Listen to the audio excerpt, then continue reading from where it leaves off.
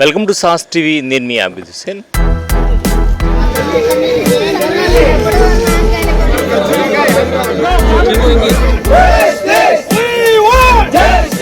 అధ్యాపకురాలు మందలించడం వల్ల కొడవలూరులో ఓ విద్యార్థి ఆత్మహత్య చేసుకున్నాడని కొంతమంది చెప్తూ ఉంటే, లేదు విద్యార్థిని ఫీజు కోసం వేధించారు అందుకే ఆత్మహత్య చేసుకున్నాడు అని చెప్పి మరి కొంతమంది విద్యార్థులు చెప్తున్నారు.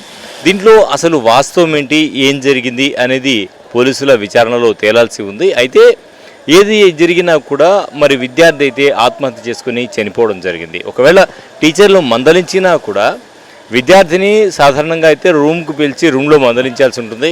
లేదంటే ఒకవేళ దానికంటే పెద్ద తప్పు చేశాడు అనుకుంటే తల్లిదండ్రులను పిలిచి తల్లిదండ్రులకి విషయం చెప్పాలి. తల్లిదండ్రులకు విషయం చెప్పిన తర్వాత చర్యలు తీసుకోవాల్సి ఉంటుంది. వీళ్ళని విద్యార్థుల ముందు నిలబెట్టి చెప్పడం అనేది చాలా దారుణమైనటువంటి విషయం. ఎందుకంటే అలా జరిగినప్పుడు విద్యార్థి అది అవమానంగా భావిస్తాడు. అవమానంగా భావించినప్పుడు నేటి యువతరం అందులోనూ ఎంతో గారాభంగా పెంచుకునేటువంటి ఇటువంటి పరిస్థితుల్లో పిల్లలు ఏమాత్రం మనస్తాపానికి గురైనా చివరకు ఆత్మహత్యలే వాళ్ళు శరణ్యంగా భావిస్తూ ఉండేటువంటి పరిస్థితి. సో ఈ పరిస్థితి కూడా మారాలి. గతంలో మనం చూసుకున్నప్పుడు నెల్లూరులో ఆర్ఎన్ఆర్ కాలేజీలో కూడా ఇటువంటి ఘటనే జరిగింది. దాని తర్వాత మరొక కాలేజీలో కూడా ఇటువంటి ఘటనే జరిగింది. మరి ఇప్పుడు తీసుకుంటే ఇప్పుడు కొడవలూరులో ఉండేటువంటి వెంకటేశ్వర ఇంజనీరింగ్ కాలేజీలో కూడా ఇలాంటి ఘటనే జరిగింది. సో ఈ కాలేజీలు మారుతూ ఉన్న మనుబోలులో కూడా ఇటువంటి ఘటనే జరిగింది. నిన్న పొడుగుపాడులో తండ్రి మందలించాడని ఒక విద్యార్థి ఆత్మహత్య చేసుకోవడం జరిగింది. సో ప్రతి ఒక్కరికి చెప్పేది ఒక్కటే, ఏం జరిగినా కూడా ధైర్యంగా ఎదుర్కోవాలి. జరిగినటువంటి దాన్ని తమది తప్పు లేకపోతే ఆత్మహత్య కాదు శరణం, దాని మీద పోరాటం చేయండి, దాన్ని ధైర్యంగా ఎదుర్కోండి.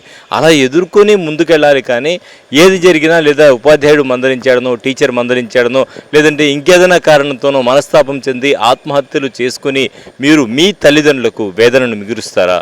దయచేసి విద్యార్థులు ఒక్కసారి ఆలోచించండి. ఏది జరిగినా కూడా ధైర్యంగా ఎదుర్కోండి, ధైర్యంగా ముందుకు సాగండి. సో మీ తల్లిదండ్రులతో ఈ విషయాన్ని షేర్ చేసుకోండి, లేదా ఉపాధ్యాయులు ఏదైనా అన్నా కూడా షేర్ చేసుకోండి. అలాగే కాలేజీలో అంటే అక్కడ కాలేజీలో ఉండేటువంటి కొంతమంది విద్యార్థులు చెప్పేదాన్ని బట్టి మనకు తెలుస్తున్న సమాచారం బట్టి ఏంటంటే టీచర్లు మందలించారు అనేది, ఫీజు కట్టలేదని మందలించారని ఒకటి, మరో కారణంతో మందలించారని మరొకటి తెలియజేస్తున్నా కూడా ఏది జరిగినా కూడా విద్యార్థుల ముందు మందలించడం అనేది మాత్రం సరైన చర్య కాదు. ఏదైనా ఉంటే రూమ్లో పిలిచి మందలించాలి. లేదంటే అటువంటి సమాచారాన్ని అధ్యాపకులు కూడా తెలుసుకోవాలి. అధ్యాపకులు కావచ్చు, టీచర్లు కావచ్చు, ప్రతి ఒక్కరూ తెలుసుకోవాలి. ఏదైనా విద్యార్థి తప్పు చేస్తే తల్లిదండ్రులకు సమాచారం చెప్పండి. తల్లిదండ్రులకు చెప్పినప్పుడు తల్లిదండ్రులు వాళ్ళని ఏ విధంగా మందలించాలో ఆ విధంగా చేస్తారు. మీరు 10 మంది ముందు వాళ్ళని అవహేళన చేస్తూ మాట్లాడడం కానీ, అవహేళన చేసే విధంగా చేయడం వల్ల వాళ్ళు మనస్తాపానికి గురయ్యేటువంటి అవకాశం ఉంది.